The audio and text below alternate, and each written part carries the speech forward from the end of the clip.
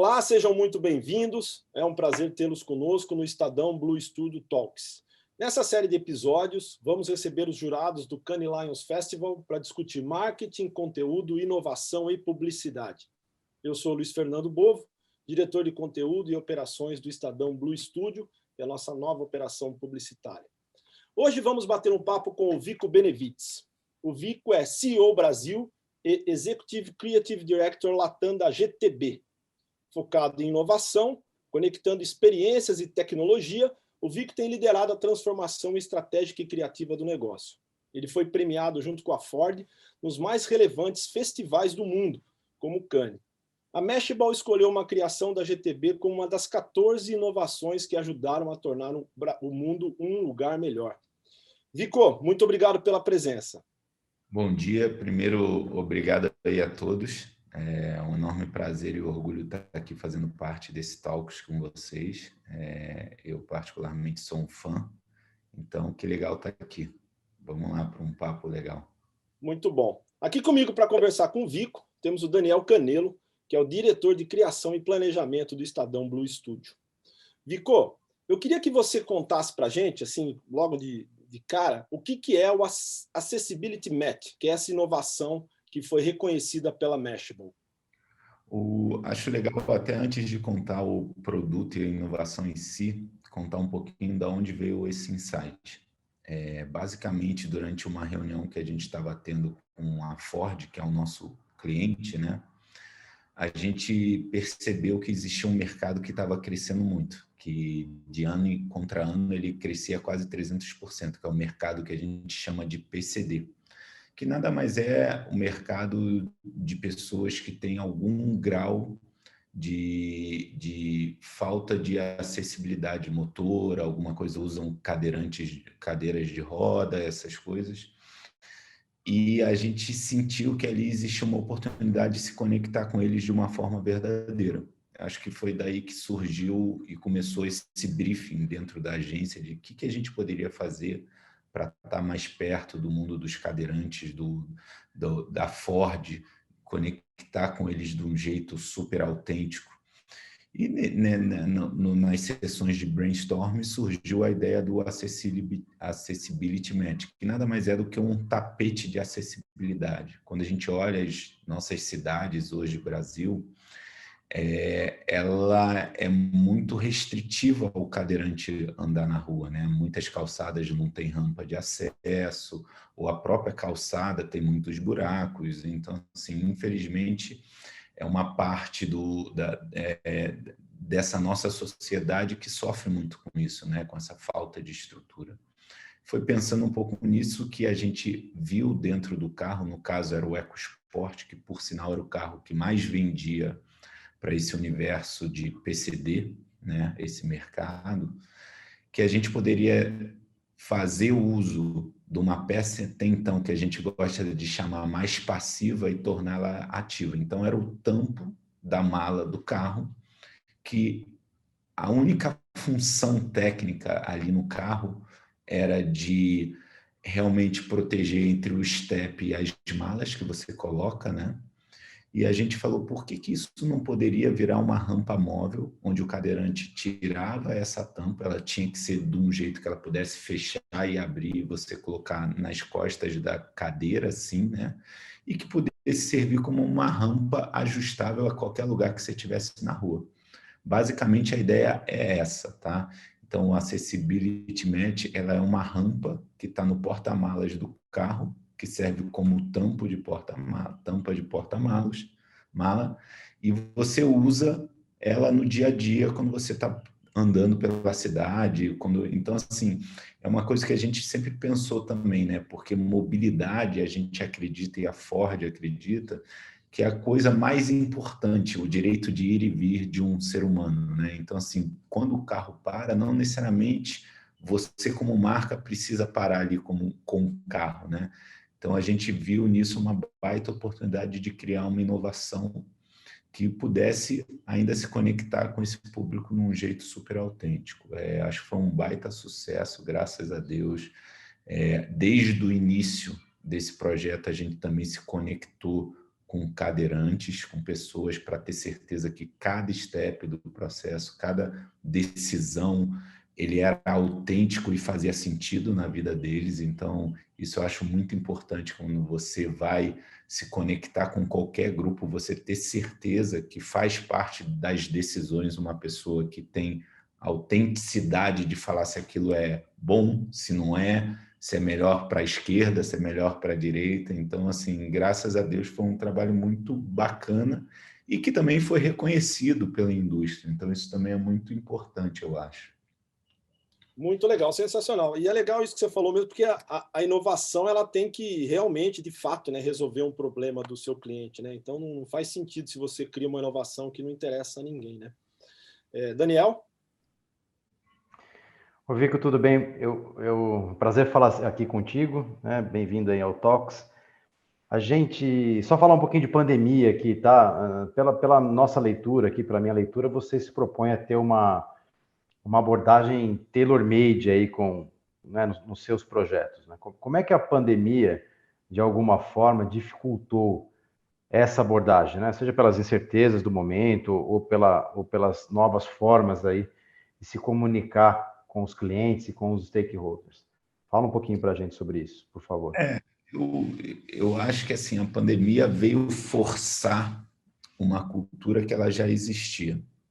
Eu acho que quando você olha qualquer negócio, seja o nosso negócio, que a gente está dentro de empresa de comunicação, ou o negócio do nosso cliente que fala com o público final, muitas vezes, isso eu acho que na vida, até numa vida pessoal ou no trabalho, tem a brincadeira assim, quando as coisas estão funcionando, para que ficar toda hora mudando, né?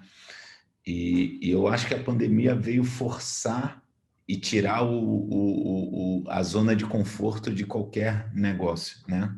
Então, quando a gente olha essa questão do tailor-made, que a gente ser uma empresa que cuida de um cliente só, ela, como qualquer empresa, ela tem suas fortalezas e tem também oportunidades de melhora. Mas eu acho que a gente já estava muito preparado para o que a pandemia trouxe, no sentido de a agilidade do nosso negócio muitas vezes passava pelo universo digital, de estar tendo reuniões digitais, de estar tendo conversas através do universo digital, né? A gente sempre olhou isso muito para isso. A GTB Brasil, ela, junto com a Ford Brasil, foi reconhecida mundialmente por ser a early adoption de toda a cultura digital que estava começando, né? Então, assim, isso internamente no cliente, até hoje, assim, dentro do cliente, eles verbalizam que o Brasil foi o grande early adopter e serviu muito como exemplo em vários setores do negócio, né? Junto com a Ford Brasil. E então, assim, nesse sentido, só teve uma aceleração. Eu não achei que teve uma disrupção muito grande, entendeu? Foi mais uma aceleração de coisas que até então também funcionava muito bem no jeito físico, assim, vamos chamar, quando você podia ter encontros, e a gente teve que acelerar para esse universo 100% digital, né?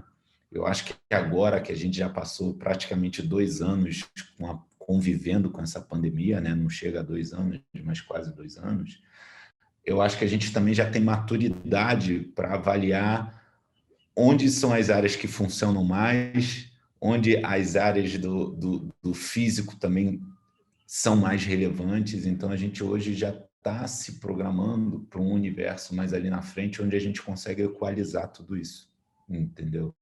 E, de novo, sempre pensando em ser mais eficientes, sempre pensando em trazer resultado, em ter uma gestão bacana com tudo, né? E principalmente pensando nas pessoas. Eu acho que esse universo inteiro, se a gente não tiver o coeficiente pessoas, o ser humano, o cuidado em ter certeza que as decisões estão sendo pensadas no ser humano, eu não acredito que você vai ter sucesso, entendeu? Então, um pouco disso. Muito bom. Vico, você falou uma coisa aqui no meio da sua explanação agora que é bem interessante, que é assim, se as coisas estão funcionando, por que que vai mexer, né? Por que que vai mudar, né? Eu diria que essa é a frase que precede o fracasso, né? Imagina que o pessoal da Blockbuster falando isso. Vamos mexer que tá tudo bem e tal. Pá! Veio a Netflix e acabou com tudo. E eu queria emendar isso, né, inclusive na próxima pergunta, que é por que que é tão difícil a empresa inovar? O que bloqueia o processo de inovação nas empresas? Você que trabalha com isso, que é reconhecido por isso, o que que você acha que é aquela coisa que deveria... Porque assim, a empresa, né, ainda mais nessa era das empresas exponenciais, inovar é uma necessidade, né? Não é mais uma questão de vou ou não vou, né? O que que você acha que falta, então, para as empresas fazerem mais isso? Eu gosto de ser um pouco moderado nesse tipo de conversa, assim, porque eu acredito que é uma equalização de várias coisas, tá? Então, assim, sem dúvida nenhuma, uma empresa que não tem uma parte dentro do seu core, que é um time de inovação que está olhando tendência, que está olhando o que está, o movimento do ser humano, as tecnologias que estão à disposição, eu acho que provavelmente ela vai fracassar em algum momento, por maior que ela possa ser, por mais eficiente que ela possa ser. Porém, ao mesmo tempo, existe uma roda nessa grande engrenagem, que é a brincadeira do que o time está ganhando não se mexe. É claro que você vai ter que mexer em algum momento, mas você tem que equalizar. Se você tem que equalizar entre a inovação, porque a inovação, eu vou fazer uma relação com o futebol que o brasileiro tanto ama, né? Para cada Ronaldinho gaúcho, para cada Ronaldo fenômeno, tiveram mais de 100 mil que bateram na trave. Então, a inovação passa um pouco por isso também, né?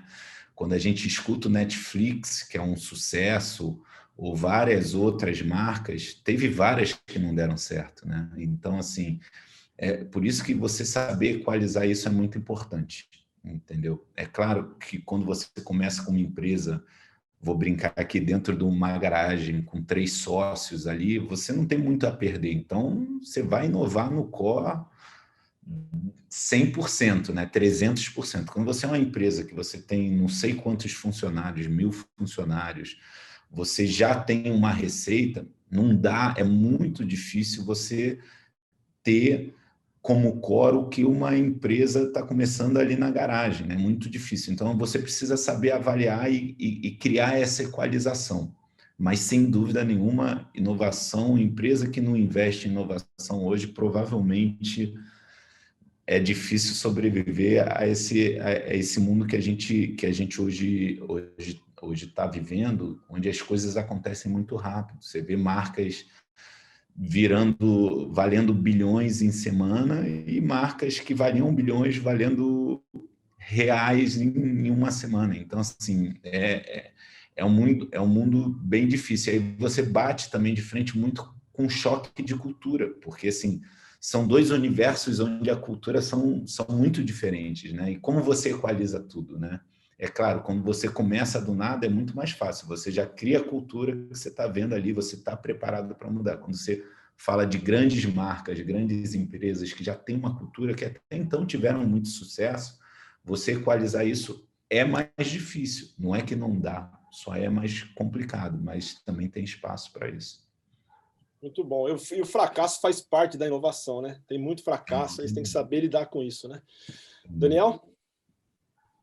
Ô, Vico, aproveitando um pouco aqui do seu background aí criativo, né? Como é que você acha que criatividade e performance podem andar juntos, né? Ou seja, como há sinergia, como podemos ter sinergia nas campanhas aí de performance por meio do uso da criatividade, né? Por meio da criatividade e inovação. Como é que você vê isso?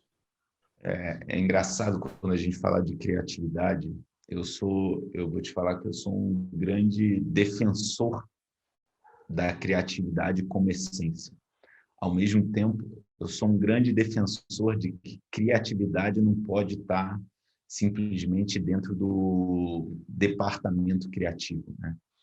Então, eu falo um pouco lá pela GTB, quando eu tive a oportunidade de ser o líder, virar o presidente da empresa, foi muito legal o início, quando eu sentava com os outros times, eu falava assim, tá, mas como você vai ser criativo aqui, né? Então, muitas vezes isso deixava um pouco os profissionais desconfortáveis, mas no final o que eu queria plantar ali é a sementinha, que eu acho que a criatividade é um ato de você poder se questionar, poder falar assim, será que existe um jeito melhor? Será que existe uma forma de ser mais eficiente? Então, para mim, a eficiência é criatividade. Eu vejo eficiência como criatividade. Você achou ali um jeito melhor de fazer aquilo, ou com menos investimento, ou mais rápido, ou com um resultado. Então, assim, essa pergunta, para mim, eu acho que elas são uma dupla. Eficiência é criatividade, entendeu? E sim, dá para ser criativo dentro da eficiência. Agora, o que muitas vezes acontece é que as pessoas tendem a já chegar na defensiva nessas coisas, né? Então, ela não para nem para olhar e entender que existe um mecanismo ali, mas que aquele mecanismo pode ser mudado e gerar uma coisa ainda mais bacana, entendeu? Então, assim, eu falo com muito orgulho que o meu time ele é muito preparado para entrar em qualquer desafio que muitas vezes o pessoal vê como um ato simplesmente, vou chamar de braçal, e trazer resultados ainda melhores, porque a gente entra com esse mindset criativo. Eu acredito que qualquer profissional de qualquer área, de qualquer indústria, os grandes profissionais, eles precisam ter no core dele uma visão criativa e uma visão estratégica sobre tudo, entendeu? São dois cores muito, muito, muito importantes para o ser humano quando você está falando de trabalho, principalmente, né? Você ter essa visão estratégica e, ao mesmo tempo, esse DNA criativo. Então, você vê, a gente pode falar de vários nomes de indústrias que não tem nada a ver com propaganda, que você vê esse core. Grandes empresas, a verdade é que grandes empresas têm profissionais nesse estilo. Muito bom.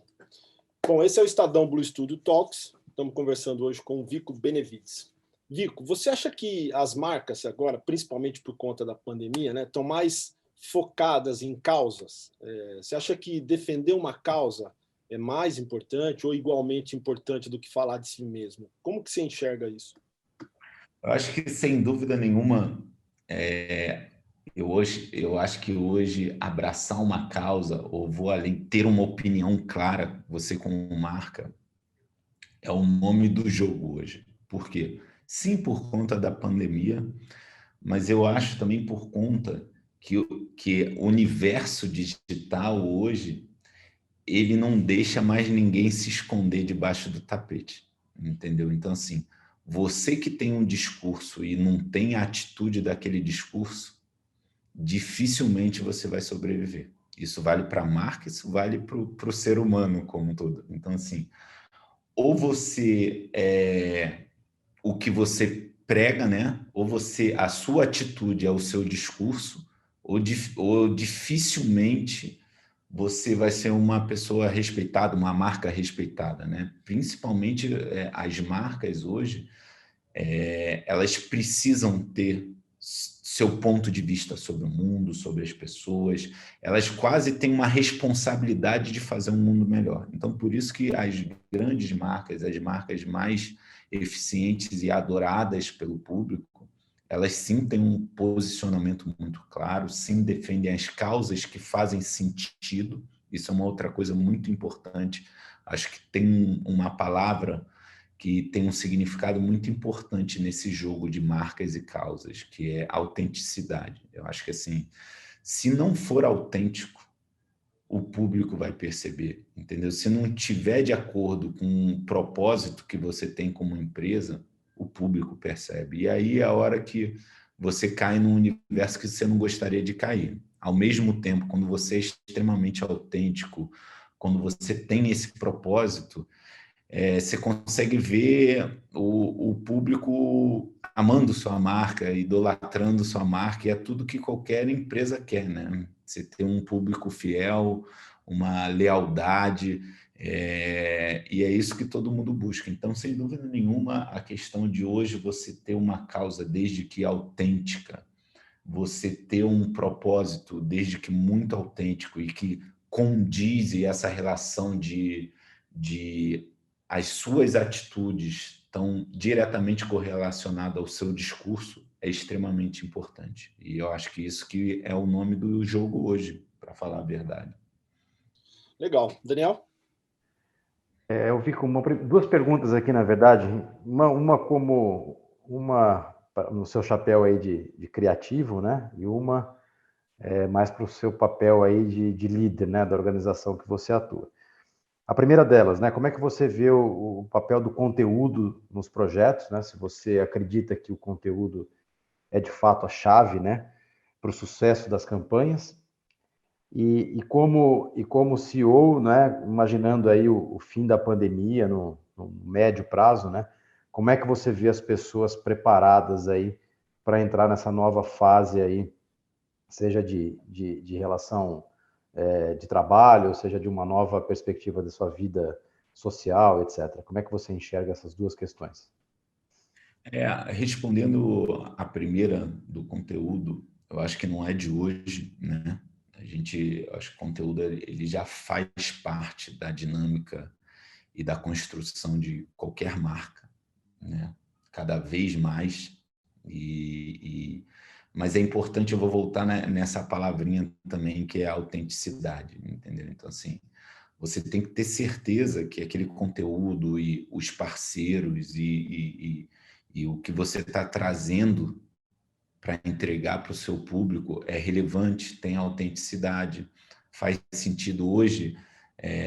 Você vê, vou dar um exemplo um pouco bobo, mas que há tempos atrás você via assim, uma mesma pessoa fazendo 10 campanhas ao mesmo tempo de produtos totalmente diferentes. Isso não tem autenticidade mais. Isso o público hoje não acredita mais, né? No final do dia, por mais que possa gerar alguma questão mais interessante do ponto de vista comercial, essa própria pessoa, vamos chamar de influenciadora assim, ela já se questiona se aquilo realmente é autêntico no propósito que ela tem como influenciadora, né? E aí, voltando um pouquinho para o conteúdo, é muito importante isso, mas é claro que, assim, quando você pega, vou dar o próprio exemplo do Estadão, né? Estadão é uma marca muito forte, e com certeza tem conexão com muitos e muitos públicos, né? Mas sempre de uma forma autêntica. Então, isso é muito importante quando a gente está olhando para a questão de como você criar conteúdo. Eu acho que você ser autêntico, ter clareza de como e de que jeito, e não ser simplesmente usar como gatilho o conteúdo de você se conectar com mais pessoas, se não tem autenticidade. Então, para mim, isso sempre foi um ponto muito forte quando a gente está selecionando parceiros, selecionando a temática do conteúdo, tem que fazer sentido. Não pode simplesmente ser uma relação de que no final do dia você só está usando desse conteúdo para ter mais visibilidade, porque provavelmente sai pela culatra, porque ter mais visibilidade para um conteúdo que não é autêntico, entendeu? Então, assim, isso é muito importante, isso para mim é essencial. Falando um pouquinho da sua segunda pergunta, Daniel, assim, olhando como que as pessoas vão estar preparadas aí para esse momento de, vamos chamar assim, de volta, né? Eu acho que em tudo, olhando só para as pessoas, assim, de novo, a pandemia forçou a gente como um todo a mudar vários hábitos, né?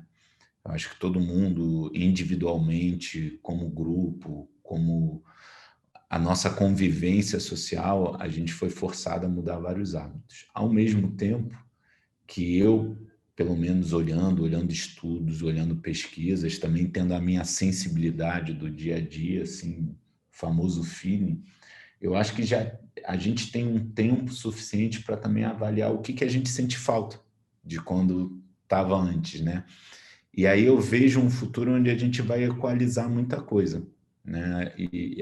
De novo, assim, eu não posso falar por um todo, mas eu acho que a gente vai, como sociedade, equalizar coisas.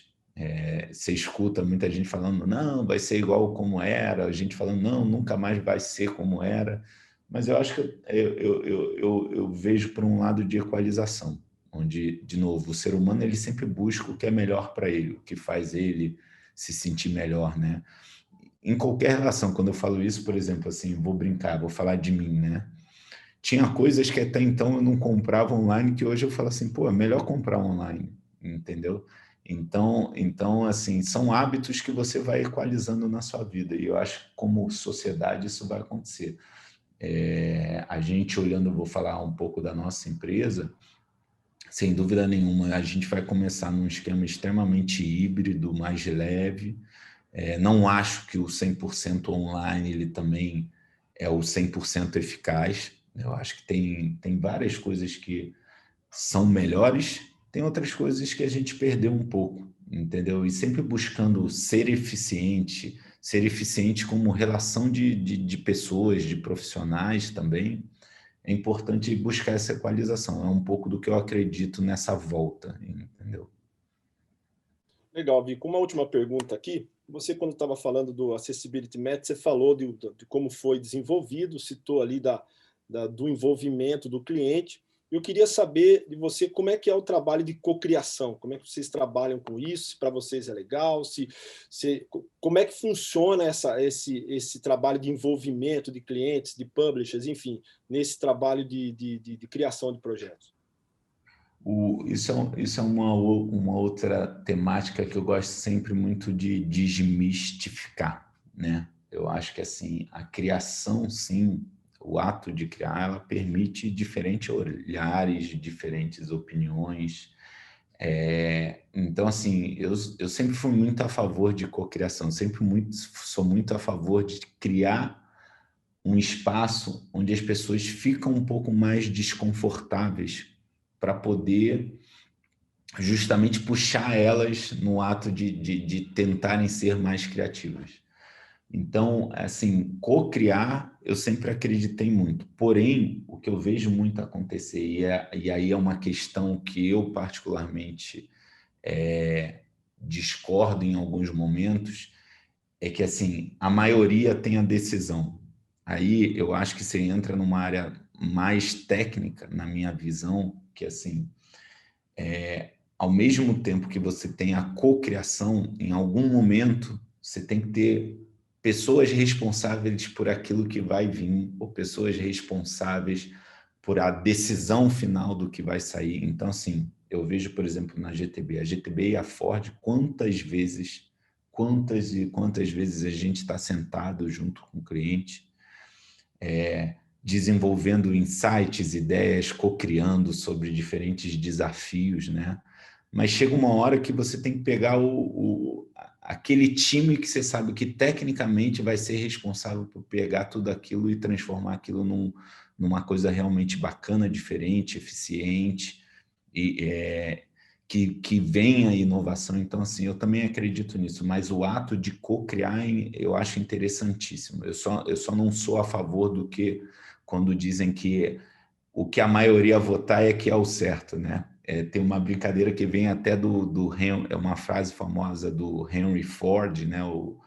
Quem criou a Ford, que ele fala assim: se eu escutasse todos, eu faria cavalos mais rápidos e não carros, né? Então, assim, ter esse cuidado, e isso não quer dizer desmerecer ou desrespeitar aquele grupo que está co-criando, né?